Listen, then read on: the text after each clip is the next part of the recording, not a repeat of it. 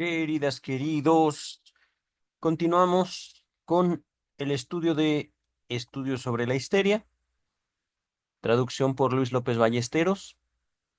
Hemos llegado al tercer historial clínico, simplemente llamado Catalina. Ajá. No debe ser el nombre real, y agradezco en esta edición que hay muy pocas notas a pie de página. Ajá. Simplemente entonces, Catalina.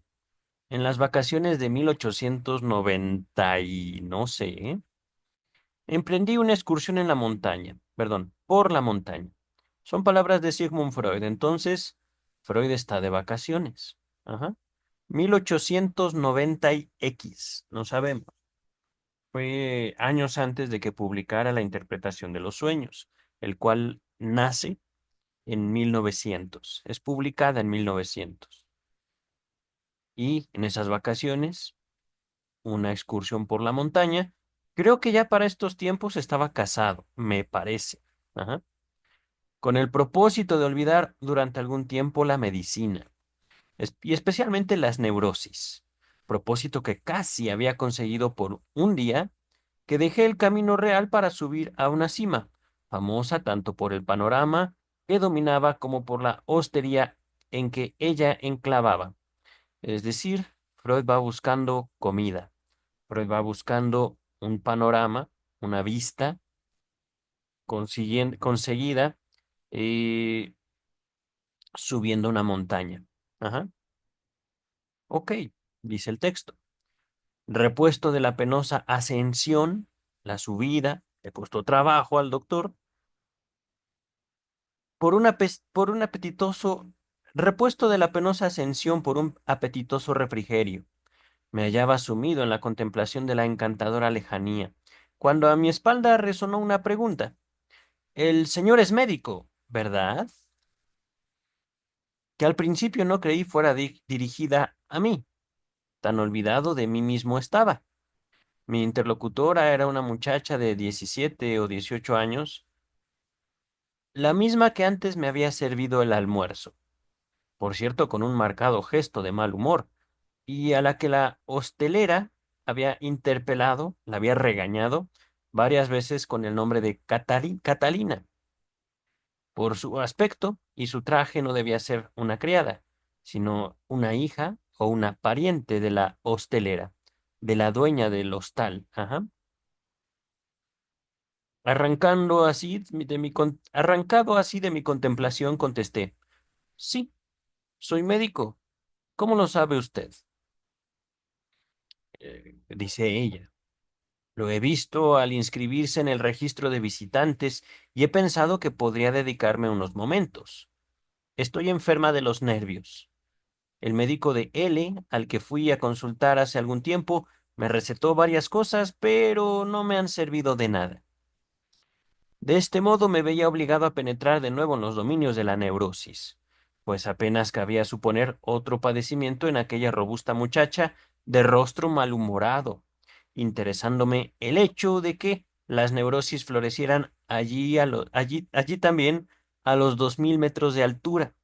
Comencé a interrogarla, desarrollándose entre nosotros el siguiente diálogo que transcribo sin modificar la peculiar manera de expresarse de mi interlocutora. Bien, dígame usted, ¿qué es lo que siente? Me cuesta trabajo respirar. No siempre, pero a veces parece que me voy a ahogar. No presenta esto a primera vista un definido carácter nervioso, pero se me ocurrió enseguida que podría constituir muy bien una descripción de un ataque de angustia, en el cual hacía resaltar la sujeto entre el complejo de sensaciones angustiosas, la de ahogo. Se sentía ahogada. Ajá. Siéntese aquí y cuénteme lo que pasa cuando le dan esos ahogos. Dice ella. Me dan de repente. Primero siento un peso en los ojos y en la frente. Me zumba la cabeza y me dan unos mareos que parece que me voy a caer. Luego se me aprieta el pecho de manera que casi no puedo respirar. Pregunta Freud. ¿Y no siente usted nada en la garganta? Dice ella. Se me aprieta como si me fuera a ahogar. ¿Y en la cabeza nota usted algo más de lo que me ha dicho? Sí, me late como si fuera a saltárseme la cabeza. Pum, pum. Una migraña, me parece. Bien, ¿no siente usted miedo al mismo tiempo? Creo siempre que voy a morir. Y eso de ordinario. Y eso que de ordinario soy valiente. No me gusta bajar a la cueva de la casa, que está muy oscura, ni andar sola por la montaña. Pero cuando me da eso no me encuentro a gusto en ningún lado y se me figura que detrás de mí hay alguien que me va a agarrar de repente. Fíjense, una elaboración de ella en el momento del ataque y que trae a la plática a partir, digamos, de rodeos, dice el texto. Así pues, lo que la sujeto padecía eran, en efecto, ataques de angustia, que se iniciaban con los signos de Laura histérica, o mejor dicho, ataques de histeria con la angustia como contenido. Pero, ¿no contendrían también algo más? Dice el doctor Freud. ¿Piensa usted algo, lo mismo de siempre, o ve algo cuando le dan esos ataques? Sí, dice ella. Veo siempre una cara muy horrorosa que me mira con ojos terribles. Esto es lo que más miedo me da. Este detalle ofrecía quizá el camino para llegar rápidamente al nódulo de la cuestión. ¿Y conoce usted esa cara? Quiero decir, si es una cara que ha visto usted realmente alguna vez. No, dice ella. ¿Sabe usted por qué le dan esos ataques? No. ¿Cuándo le dio el primero? Hace 2 años, cuando estaba aún con mi tía en la otra montaña. Hace año y medio nos trasladamos aquí, pero me siguen dando los ahogos. Era, pues, necesario emprender un análisis en toda regla, no atreviéndome a trasplantar la hipnosis a aquellas alturas, pensé que quizá fuera posible llevar a cabo el análisis de un diálogo corriente. O se trataba de adivinar con acierto. La angustia que se me había revelado muchas veces tratándose de sujetos femeninos jóvenes, como una consecuencia de horror que acomete a un espíritu virginal, cuando surge por primera vez ante sus ojos el mundo de la sexualidad. Antes de continuar, queridas, queridos, nota 75 y un pequeño comentario. Bueno, dice la nota 75. Quiero exponer aquí el caso que me reveló por primera vez esta relación causal. Tenía en tratamiento a consecuencia de una complicada neurosis a una señora joven, la cual se resistía a recorrer, como es habitual en estas enfermas, que reconocer, perdón, que el origen de su dolencia radicaba en su vida conyugal, objetando que ya de soltera padecía de ataques de angustia y desvanecimientos. No obstante, lo cual mantuve yo mi punto de vista. Cuando ya teníamos más confianza, me dijo de repente, un día, va usted a saber cuál ahora es el origen de los ataques de angustia que de soltera me daban. Por entonces dormía yo en una habitación inmediata a la alcoba de mis padres, los cuales dejaban la puerta abierta y una lamparilla encendida sobre la mesa. De este modo vi algunas noches que mi padre pasaba a la cama de mi madre, y luego escuché ruidos que me excitaron mucho. Desde entonces comenzaron a darme los ataques. ¿Aquí fue un abuso? No. Su papá buscaba a su mamá. Ajá. Y ella escuchaba ruidos. Sabemos por qué. Ajá. Papá y mamá tenían relaciones sexuales. Ujú. Y ella pudo haber no tenido conocimiento sobre la actividad que hacían, pero no solo la curiosidad, sino que los ruidos. Aquí, queridas, queridos, les sugiero leer la palabra excitar, no necesariamente desde el aspecto sexual, no hablamos necesariamente, puede ser que sí, no lo sabemos, de una excitación sexual. Podemos decir ruidos que me despertaban un sentimiento muy intenso.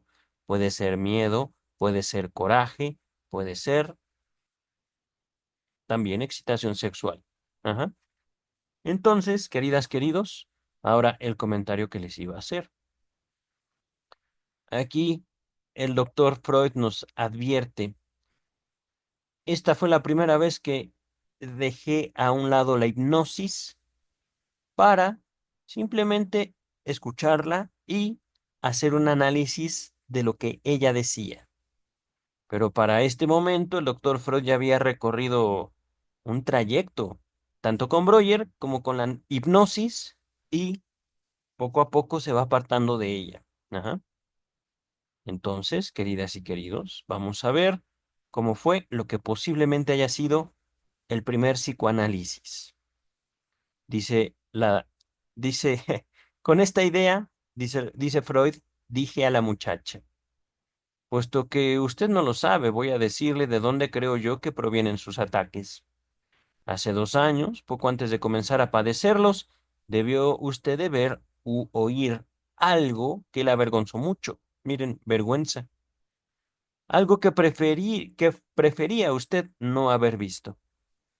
Sí, por cierto, sorprendí a mi tío con una muchacha, con mi prima Francisca. ¿Qué es lo que pasó? ¿Quiere usted contármelo? A un médico se le puede decir todo, dice ella. Mi tío, el marido de esta tía mía, a quien usted acaba de ver, tenía entonces con ella una posada en X. Ahora están separados. Y por culpa mía, pues por mí se descubrieron sus relaciones con Francisca. ¿Cómo las descubrió usted? Voy a decírselo. Hace 2 años llegaron un día a la posada dos excursionistas y pidieron de comer. La tía no estaba en casa y mi tío no, ni mi tío ni Francisca, que era la que cocinaba, aparecían por ninguna parte. Después de recorrer en su búsqueda toda la casa con mi primo Luisito, un niño aún, este exclamó, a lo mejor está Francisca con papá. Y ambos nos echamos a reír, sin pensar nada malo. Pero al llegar ante el cuarto del tío, vimos que tenía echada la llave, cosa que me pareció singular o peculiar. Entonces mi primo me dijo, en el pasillo hay una ventana por la que se puede ver lo que pasa en el cuarto. Fuimos al pasillo, pero el pequeño no quiso asomarse, diciendo que le daba miedo. Yo le dije entonces, eres un tonto, a mí no me da miedo. Y miré por la ventana, sin figurarme o sin pensar aún nada malo. La habitación estaba muy oscura, pero, sin embargo, pude ver a Francisca tumbada en la cama y a mi tío sobre ella. ¿Y luego? Pregunta Freud. Fíjense, aquí ella se detiene. Eso, el detenerse, ya es un acto voluntario. Por eso esta pregunta. Y luego, y ahí, queridas, queridos, ¿dónde están los conceptos? No hay conceptos. Ahí simplemente es continúe. Y luego, eso es el principio del psicoanálisis. Y luego, enseguida me aparté de la ventana porque y tuve que apoyarme en la pared. Me dio un ahogo como los que desde entonces vengo padeciendo. Se me cerraron los ojos y empezó a zumbarme y latirme la cabeza como si fuera a rompérseme. Eh, ¿Le dijo algo a su tía aquel mismo día? No, no le dije nada. ¿Por qué se asustó tanto al ver a su tío con Francisca? ¿Por qué? ¿Comprendió usted lo que estaba pasando o se formó alguna idea de ello? Oh, no, por entonces no comprendí nada.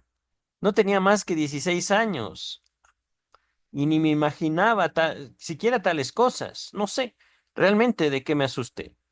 Esto, queridas y queridos, fíjense, palabras, preguntas sencillitas.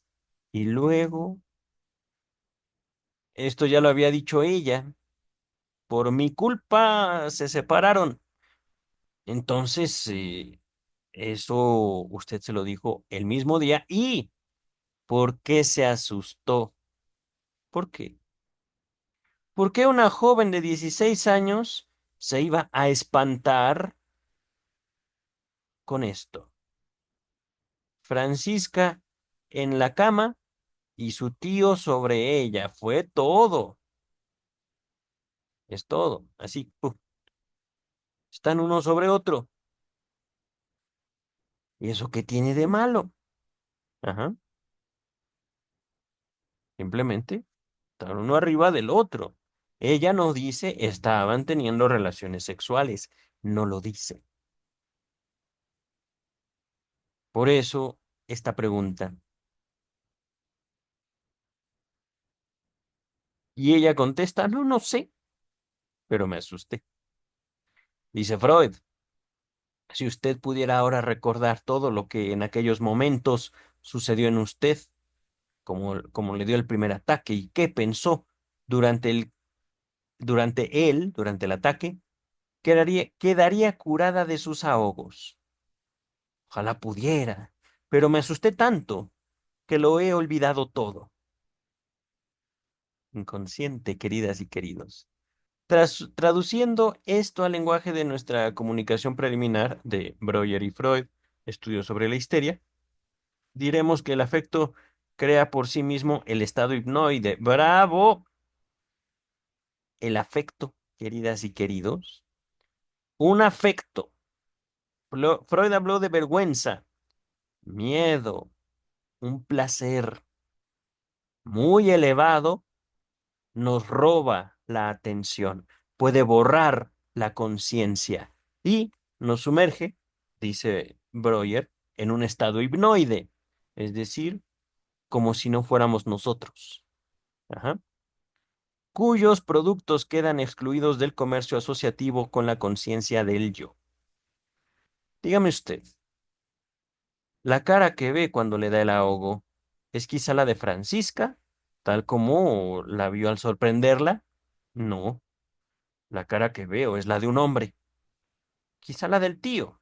No, al tío no pude verle bien la cara por entonces, pues la habitación estaba muy oscura. Además, me figuro que no tendría en aquel momento una expresión tan horrorosa. Tiene usted razón. Aquí parecía cerrarse de repente el camino por el que habíamos orientado el análisis, pero pensando que una continuación del relato iniciado, podría ofrecerme alguna nueva salida, continué mi interrogatorio. ¿Qué pasó después? Mi tío y Francisca debieron oír algún ruido en el corredor, pues salieron enseguida. Yo seguí sintiéndome mal y no podía dejar de pensar en lo que había visto. 2 días después fue domingo y hubo mucho que hacer. Trabajé sin descanso mañana y tarde, y el lunes volvió a darme el ahogo. Vomité y tuve que meterme en la cama. 3 días estuve así, vomitando a cada momento. La sintomatología histérica puede compararse a una escritura jeroglífica, que hubiéramos llegado a comprender después del descubrimiento de algunos documentos bilingües. En este alfabeto, los vómitos significan repugnancia. Así pues, dije a Catalina, el que 3 días después tuviera usted vómitos repetidos, me hace suponer que, al ver lo que pasaba en la habitación de su tía, sintió usted asco. Sí, debí sentir asco. Me responde con expresión meditativa. Pero, ¿asco de qué? Dice Freud. Quizás viera usted desnuda alguna parte del cuerpo de los que estaban en el cuarto, dice ella. No. Había poca luz para poder ver algo. Además, estaban vestidos. No más. Por más que hago, no puedo recordar qué es lo que me dio asco. Tampoco yo podría saberlo, pero la invité a continuar relatándome lo que se le ocurriese, con la seguridad de que se le ocurriría precisamente lo que me era preciso para el esclarecimiento del caso. Un poquito de sugestión mezclado con asociación libre, lo que se te ocurra. De todos modos, no puedes huir de tu inconsciente. Ajá. Dice el texto. Me relata, pues, que como su tía notase en ella algo extraño y sospechase algún misterio, la interrogó tan repetidamente que hubo de comunicarle su descubrimiento. A consecuencia de ello se desarrollaron entre los cónyuges violentas escenas entre la tía y el tío. Pum, se pelearon. Ajá. En las cuales oyeron los niños cosas que más les hubiera valido continuar ignorando.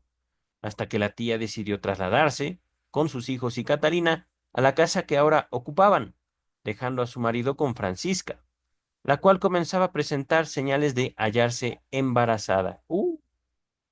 Al llegar aquí, abandona la muchacha con gran sorpresa mía el hilo de su relato, la continuidad de su narrativa. Ajá. Y pasa a contarme dos series de historias que se extienden, perdón, hasta 2 y 3 años antes del suceso traumático. La primera serie contiene escenas en las que el tío persiguió con fines sexuales a mi interlocutora, cuando ésta tenía apenas 14 años. Así, un día de invierno bajaron juntos al valle y pernoctaron en una posada. El tío permaneció en el comedor hasta muy tarde, bebiendo y jugando a las cartas. En cambio, ella se retiró temprano a la habitación, destinada a ambos en el primer piso. Cuando su tío subió a la alcoba, no había ella conciliado aún por completo el sueño y le sintió entrar. Luego se quedó dormida, pero de repente se despertó y sintió su cuerpo junto a ella. Asustada, se levantó y le reprochó aquella extraña conducta. ¿Qué hace usted, tío? ¿Por qué no se queda usted en su cama? El tío intentó convencerla. Calla, tonta. No sabes tú lo bueno que es eso. No quiero nada de usted, ni bueno ni malo. Ni siquiera puede dormir, ni siquiera puede dormir una tranquila. En esta actitud se mantuvo cerca de la puerta y dispuesta a huir de la habitación, hasta que, cansado el tío, dejó de solicitarla y se quedó dormido. Entonces se echó ella en la cama vacía y durmió, sin más sobresaltos hasta la mañana. De la forma en la que rechazó los ataques de su tío, parecía deducirse que no había reconocido claramente el carácter sexual de los mismos. Interrogada sobre este extremo, manifestó en efecto que hasta mucho después no había comprendido las verdaderas intenciones de su tío. De momento, se había resistido únicamente porque le resultaba desagradable ver interrumpido su sueño y, palabras de ella, porque le parecía que aquello no estaba bien. Transcribo minuciosamente estos detalles porque poseen considerable importancia para la comprensión del caso. A continuación me contó Catalina otros sucesos de épocas posteriores, entre ellos una nueva agresión sexual de que la hizo objeto su tío un día que se hallaba borracho. A mi pregunta de si en estas ocasiones notó algo semejante a los ahogos que ahora la quejan, responde con gran seguridad que siempre sintió el peso en los ojos y la opresión que acompañaban a sus ataques actuales, pero nunca tan intensamente como cuando sorprendió a su tío con Francisca. Terminada esta serie de recuerdos, comienza enseguida a relatarme otra vez en la que trata de aquellas ocasiones en las cuales advirtió algo entre Francisca y su tío. Una vez que toda la familia durmió en un pajar, se despertó ella al sentir un ruido y vio cómo su tío se separaba bruscamente de Francisca. Otra vez en la posada de N, dormía ella con su tío en una alcoba y Francisca en una alcoba inmediata. A medianoche se despertó y vio junto a la puerta de comunicación entre ambas una figura blanca que se disponía a descorrer el pestillo. ¿Es usted, tío? ¿Qué hace allí en la puerta? Cállate, estoy buscando una cosa. La puerta que da al pasillo es la otra. Tienes razón, me he equivocado, etcétera. Al llegar aquí le pregunto si todo esto no despertó en ella ninguna sospecha. No, por entonces no sospeché nada. Me chocaban aquellas cosas, pero no pasaba de ahí. ¿Sintió usted también el miedo en estas ocasiones? Cree en sí, pero no. Cree que sí, pero no puede afirmarlo con tanta seguridad como antes. Fíjense cómo ella se extraña de ella misma. ¿Quién sabría si ella tenía miedo? ¿Quién lo tenía más claro? Pues ella, pero no es capaz de decir si tenía miedo. Creo que sí, pero no sé. Dice el texto. Agotadas estas dos series de reminiscencias, guarda silencio la muchacha. Durante su relato ha ido experimentando una curiosa transformación. En su rostro, antes entristecido y doliente, se pinta ahora una expresión llena de vida.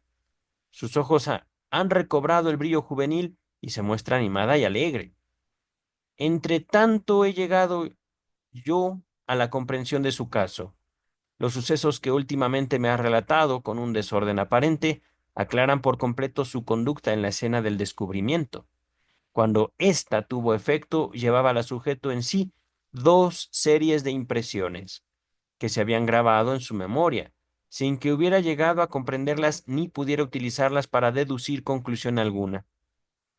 A la vista de la pareja sorprendida en la realización del coito, es decir, sí estaban teniendo relaciones el tío y Francisca, no estaban vestidos, o posiblemente estaban vestidos, pero tenían una relación coital vestidos. Ajá. Cosa que yo no me imagino, pero es decir, no sé cómo se vestían en aquellos tiempos. Dice el texto.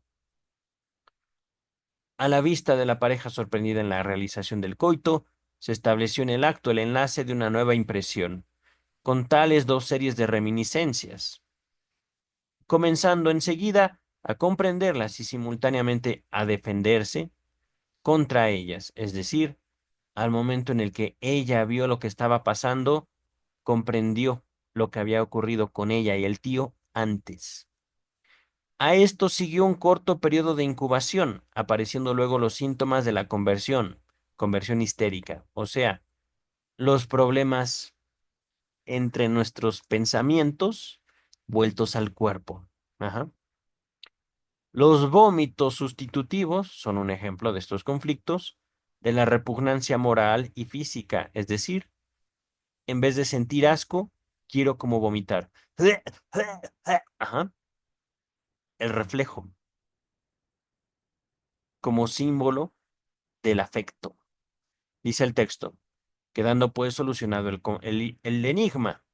Lo que había repugnado a la sujeto no había sido la vista de la pareja, sino un recuerdo que la misma vista despertó en ella.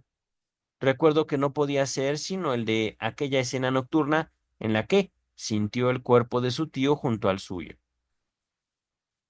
De este modo, una vez que la sujeto terminó su confesión, le dije, ya sé lo que pensó usted cuando advirtió lo que sucedía en la habitación de su tío. Seguramente se dijo usted. Ahora hace con Francisca lo que quiso hacer conmigo aquella noche y luego otras veces. Esto fue lo que le dio a usted asco, haciéndole recordar la sensación que advirtió al despertar por la noche y notar el cuerpo de su tío junto al suyo. Sí, debió de darme asco aquello, y lo debí recordar luego. Bien, entonces, dígame usted exactamente. Ahora es usted ya una mujer y lo sabe todo. Sí, ahora ya sí. Dígame entonces exactamente qué parte del cuerpo de su tío fue la que sintió junto a usted, junto al suyo, junto a su cuerpo. La sujeto no da no da a esa pregunta una respuesta precisa. Otra vez, se extraña, se enajena, se separa. No sé, sonríe confusa como convicta. Esto es, como quien se ve obligada a reconocer que se ha llegado al nódulo real de la cuestión y no hay ya que volver a hablar de ella. Es decir, ya no quiero decirle que sentía más bien el miembro de mi tío. Ajá. Puede, sin dificultad, suponerse cuál fue la sensación de contacto que advirtió en la escena nocturna con su tío, sensación que muy luego aprendió a interpretar. Su expresión parece decirme también que se da cuenta que yo he adivinado exactamente, pero evita ya continuar profundizando en aquel tema. De todos modos, he de agradecer al sujeto la facilidad con que se dejó interrogar sobre cosas tan escabrosas, conducta opuesta a la observada por las honestas damas de mi consulta ciudadana, en la ciudad, ajá, de Viena. Recordemos, estaba de vacaciones Freud, para las cuales, latín, ahorita lo traducimos, omnia naturalia turpia sunt. Vamos a ver. Gracias por el latín, querido doctor. Afortunadamente yo tengo mi navegador. Permítanme. Oh, no, espera, espera, espera. Estaba yo eh, con el navegador junto a YouTube. A ver, traductor. Latín, miren, lo había dejado en latín.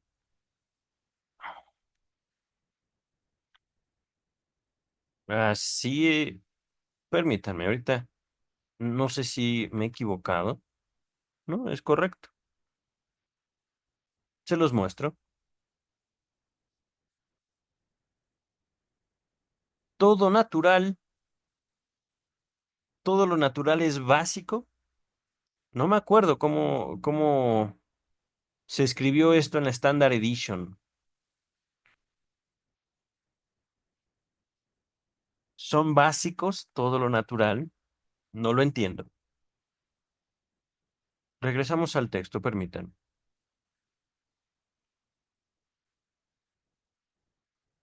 Para las damas de la ciudad, todo lo natural es turbio, así lo voy a leer. Turpia. Puede ser que aquí es una B en lugar de una P. No, turbia es, no es de oscuro, no es de sucio, es más bien de gente. Entonces, pues nos vamos a quedar con la traducción como nos la dio Google. A ver, permítame si se estoy compartiendo la pantalla correcta. Con esto quedaría aclarado el caso. Resta únicamente explicar el origen de la alucinación que retornaba en todos los ataques de la sujeto, haciéndola a la paciente, a la señorita, ver una horrible cabeza que le inspiraba miedo. Así pues la interrogué sobre este extremo y, como si nuestro diálogo hubiese ampliado su comprensión, me contestó enseguida: ahora ya lo sé. La cabeza que veo es la de mi tío, pero no tal como la vi cuando los sucesos que le he contado. Cuando, después de sorprenderle con Francisca, comenzaron en casa los disgustos. Mi tío me tomó un odio terrible. Decía que todo lo que pasaba era culpa mía. Ah, mira qué cosas. Y que si no hubiera sido yo tan charlatana, no hubiera perdido su, no hubiera pedido su mujer el divorcio. Cuando me veía, cuando me veía se pintaba en su rostro una feroz expresión de cólera y echaba tras de mí dispuesto a maltratarme. Yo huía a todo correr y procuraba no encontrarme con él, pero siempre tenía miedo de que me tomara por sorpresa. La cara que ahora veo, siempre que me da el ahogo, es la de mi tío en aquellos días, contraída la cara, arrugada por la ira, la cólera. Ajá. Estas palabras me recordaron el primer síntoma de la histeria, o sea, los vómitos. Desapareció poco a poco, subsistiendo el ataque de angustia con un nuevo contenido. Tratábase, pues, de una histeria derivada por reacción de esta palabra alemana. No la quiero leer en alemán, no sé leer alemán. Repito, tratábase, pues, de una histeria derivada por reacción en gran parte, circunstancia debida al hecho de haber comunicado poco después la sujeto a su tía el suceso traumático. ¿Le contó usted también a su tía las demás escenas con su marido? Por entonces, no, pero sí después, cuando ya se había planteado la separación. Mi tía dijo entonces: Todo esto hay que tenerlo en cuenta, pues si en el pleito del divorcio pone alguna dificultad, lo contaremos ante los tribunales». Oh, inteligente la tía. No puede tampoco extrañarnos que el símbolo némico, digamos, lo que tenía en la memoria, procediese, tuviera el origen precisamente de esta época ulterior, durante la cual se sucedieron de continuo en la casa las escenas violentas, retrayéndose del estado de Catalina el interés de la tía, absorbido totalmente por sus querellas o problemas domésticos. Pues por tales circunstancias fue esta una época de acumulación y retención para la paciente. Aunque nada he vuelto a saber de Catarina, espero que su conversación conmigo, en la que desahogó su espíritu, tan tempranamente herido en su sensibilidad sexual, hubo de hacerle algún bien. Epicrisis. Son 2 páginas, queridas, queridos. ¿2 páginas o una? 1 y media. Dice, no tendría nada que objetar a aquellos que en este historial patológico viesen, más que el análisis de un caso de histeria, la solución del mismo por una afortunada adivinación. Pero esto es una impresión, queridas y queridos. Afortunada adivinación no la veo yo. ¿Por qué? En primer lugar, no fue ni afortunada porque ya tenía un método y porque ya tenía experiencia. Y tampoco fue como tal una adivinación. Él tenía cierta idea, pero el contenido vino de ella y de eso se trata, queridas y queridos. No de decir, ah, no, pues es que porque tu papá te pegó. No.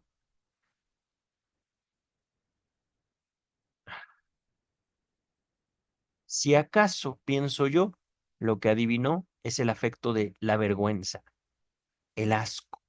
Ajá. Pero también fue una interpretación de el reflejo del vómito. Ajá, dice el texto. La enferma aceptó como posible todo lo que yo interpolé en su relato, pero no se hallaba en estado de reconocer haberlo vivido realmente.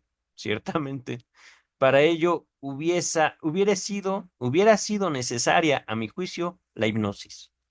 Si aceptamos la exactitud de mi interpretación e intentamos reducir este caso al esquema de una histeria adquirida, tal y como se nos ha presentado en el caso, en el historial de Miss Lucy R., que les dejo en la descripción, podremos considerar las 2 series de sucesos eróticos como factores traumáticos y la escena del descubrimiento de la pareja como un factor auxiliar. Base de esta equiparación serían las circunstancias de que en dichas series quedó creado un contenido de la conciencia, el cual, hallándose excluido de la actividad mental del yo, es separado. Por eso ella no podía hablar, por eso ella no sabía ciertas cosas de ella misma, lo que sentía, lo que pensaba, lo que entendió. Permaneció conservado sin modificación alguna, mientras que en la escena del descubrimiento una nueva impresión, que impuso la conexión asociativa de dicho grupo aislado con el yo. Al lado de esta analogía existen variantes que han de tenerse a sí mismo en cuenta. La causa del aislamiento no es, como en el caso de Miss Lucy R., la voluntad del yo, sino su ignorancia, que le impide toda elaboración de experiencias sexuales. Desde este punto de vista puede considerarse típico el caso de Catalina. En el análisis de toda histeria basada en traumas histéricos comprobados de impresiones de la época presexual, es decir, infantil, cuyo efecto sobre la niña ha sido nulo, adquieren más tarde como recuerdos poder traumático, cuando la sujeto, adolescente o ya mujer, llega a la comprensión de la vida sexual. La disociación de grupos psíquicos, separación de grupos psíquicos, es, por así decirlo, un proceso normal en el desarrollo de los adolescentes y no puede parecer extraño que su ulterior incorporación al yo constituya una ocasión frecuentemente aprovechada por perturbaciones psíquicas, aprovechada por la neurosis. Ajá. Quiero además expresar aquí mis dudas de que la disociación de la conciencia, por ignorancia, sea realmente distinta de la producida por repulsa consciente, pues es muy probable que los adolescentes posean conocimientos sexuales mucho más precisos de lo que se cree en general, e incluso de lo que ellos mismos suponen. Otra de las variantes que presenta el mecanismo psíquico de este caso consiste en que la escena del descubrimiento, que hemos calificado de auxiliar, puede serlo también de traumática, pues actúa por su propio contenido y no tan solo por despertar recuerdos de sucesos traumáticos anteriores. Reúne, de este modo, los caracteres del factor auxiliar, entre comillas, y los del traumático. Pero en esta coincidencia no veo ningún motivo para abandonar la diferenciación o separación de concepto, a la que en otros casos corresponde también una separación temporal. Otra peculiaridad del caso de Catalina, peculiaridad que, por otra parte, ya no será conocida, es que la conversión, o sea, la creación de fenómenos histéricos, no se desarrolla inmediatamente después del trauma, sino después de un intervalo de incubación. Charcot daba a este intervalo el nombre de época de la elaboración psíquica. La angustia que Catalina padecía en sus ataques era de orden histérico, esto es, constituía una reproducción de aquella que la oprimía en ocasión de cada uno de los traumas sexuales. Omito explicar también aquí el proceso, regularmente comprobado por mí en un gran número de casos, de los que la sospecha de relaciones sexuales hace surgir en sujetos virginales un afecto angustioso. La falta de experiencia, entonces, apunta a la muerte. Voy a ponerlo así. Sospecha en unas personas sin experiencia es un efecto feo, es un afecto feo. Dejamos entonces hasta aquí, queridas, queridos. Están viendo ya el título del cuarto y último capítulo, bueno, último historial clínico. Me parece que después vendrá ¿cómo se llama? La parte práctica de estudios sobre la histeria, escrita por Sigmund Freud. Mientras llegamos a eso, a descansar, queridas y queridos, que la vida no espera. Bye.